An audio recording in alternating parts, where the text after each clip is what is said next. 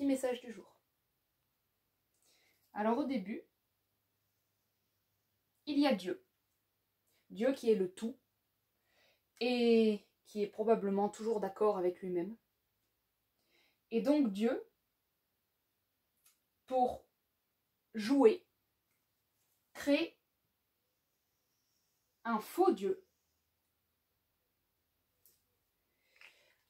Un faux Dieu qui oublie qu'il est Dieu, dont le but va devoir être de se souvenir qui il est et de rentrer à la maison. C'est la raison pour laquelle le Dieu prévoit un chemin plus ou moins défini afin de rentrer à la source. Pour savoir ce qu'est Dieu, il faut savoir ce que n'est pas Dieu. Pour être sûr que quelque chose est du chaud, il faut savoir ce qu'est le froid. Donc, pour se connaître, Dieu va expérimenter de ne pas être Dieu ou d'oublier qu'il est Dieu. Dans ce chemin initiatique, pour pas que ce soit trop simple, parce que là, en quelques secondes, si on a juste à suivre le chemin, on est rentré à la maison, Dieu invente le choix. La dualité se retrouve dans un choix que l'on peut appeler la gauche et la droite. Donc, pour se rendre de là à là, on a le choix d'aller à gauche ou à droite. Pour ne pas se perdre indéfiniment à gauche et retrouver le chemin, le mouvement devient un retour au centre. Pareil de l'autre côté.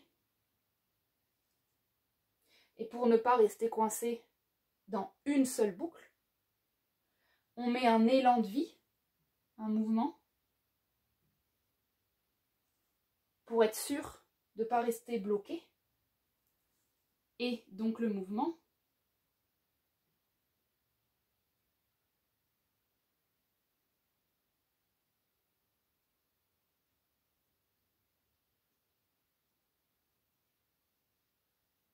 devient un mouvement avec de la droite et de la gauche.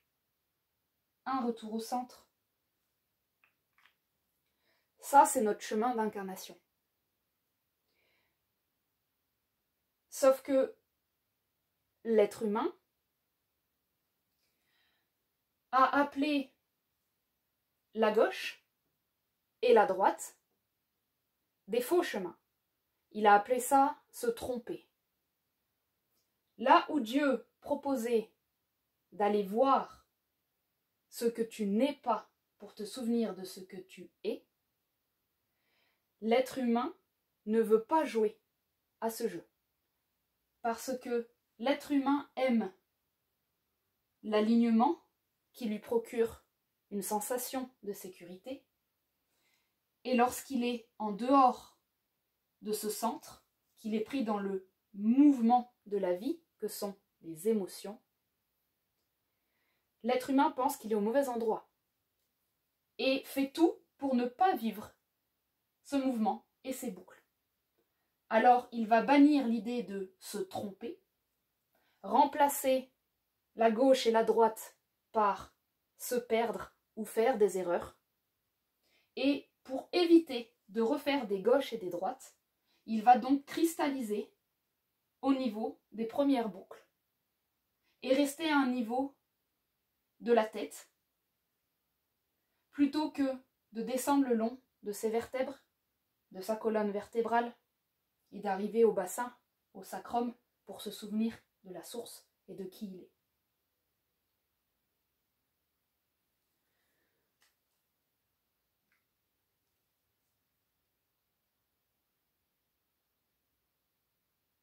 Donc la difficulté pour un être humain, ça va être de refuser le mouvement, parce que le mouvement fait partie du chemin dessiné. On ne peut échapper à ce mouvement-là.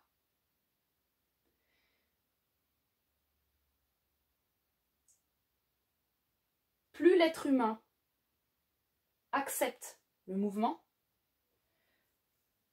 plus les boucles l'amènent ici. Quand un être humain refuse de vivre ce mouvement, il fait quand même les autres boucles, mais toutes les autres boucles auront pour but de lui faire accepter le mouvement. Donc, si on loupe un bus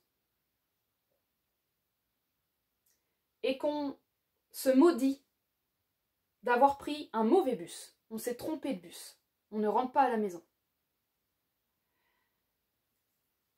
C'était la première expérience. C'était prévu. C'était pas une erreur, c'était prévu. C'était prévu parce qu'en expérimentant le mauvais bus et la frustration qu'il y a dedans, la prochaine fois, lorsqu'on expérimente le bon bus, on a un sentiment de stabilité.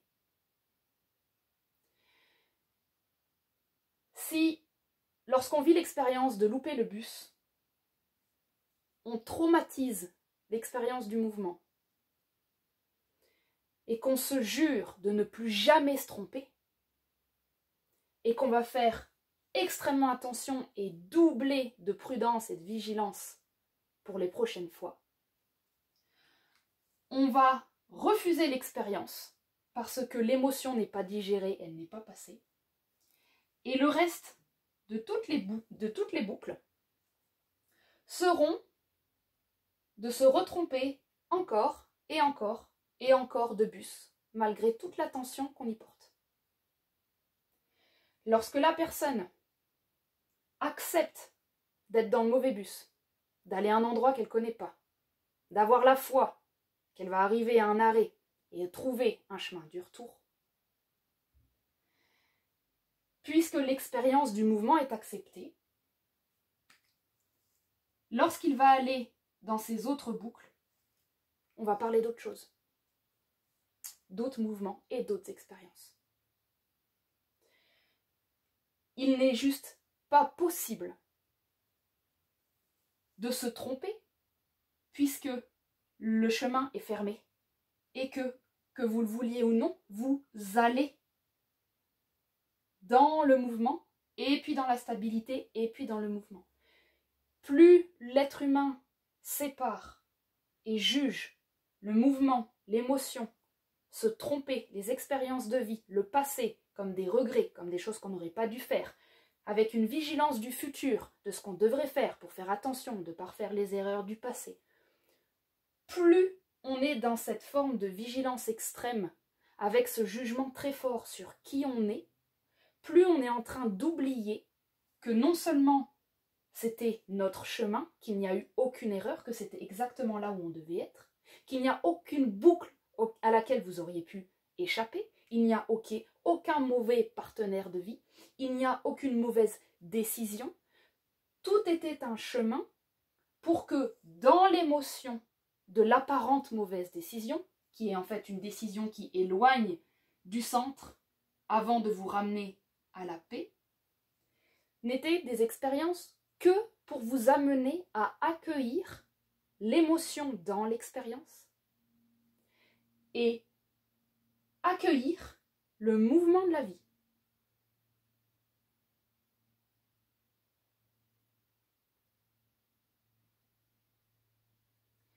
Donc, avoir peur de se tromper et paralyser au niveau de la tête, c'est une voie royale vers le mental. Avoir peur de se lancer parce que l'on pense qu'il y a un mauvais chemin, parce que l'on pense qu'il y a une forme de sagesse unique, qu'il n'y a que une possibilité de faire les choses, et refuser de se faire traverser par les émotions, les sensations, c'est refuser de se connaître.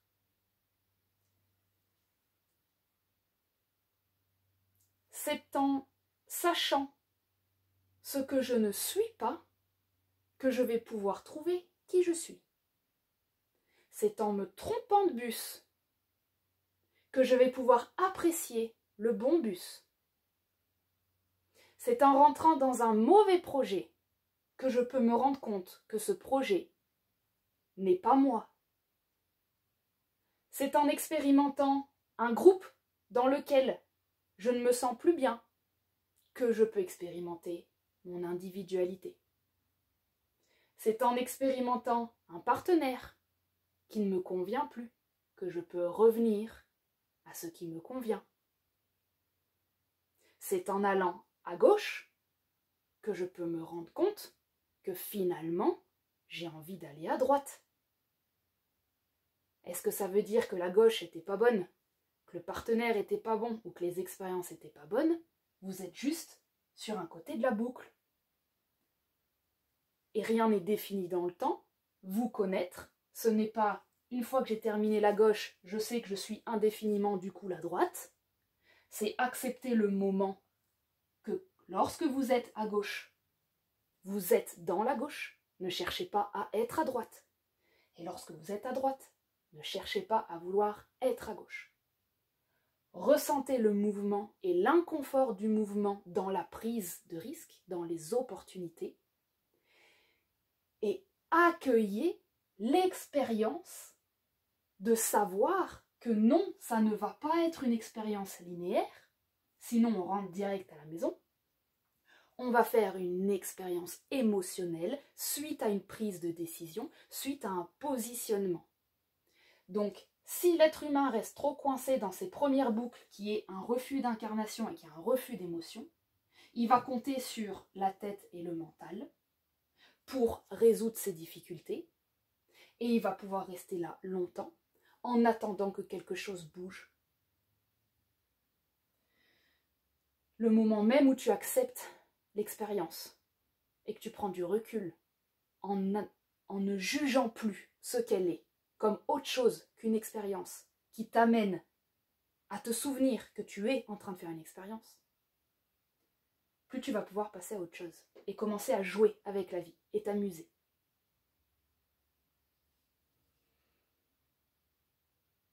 Donc on se rend bien compte que le divin en a absolument rien à foutre du résultat de tes actions. Il en a rien à faire parce que le résultat, il le connaît.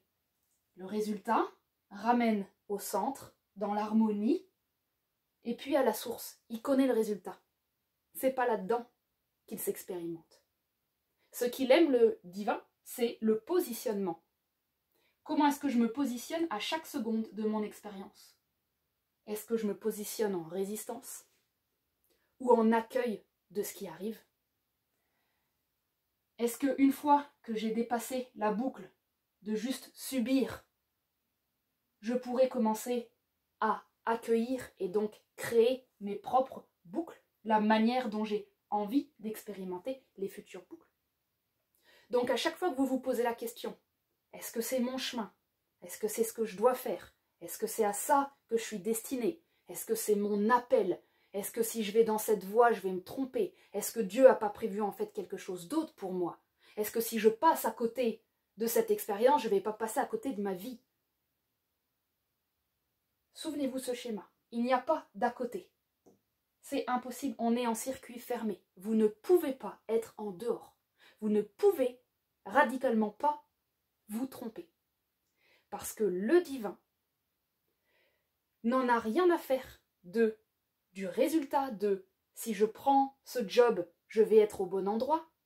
Vous pouvez choisir de prendre ce job ou choisir de ne pas prendre ce job. Le divin n'est pas attaché au résultat, contrairement à l'humain.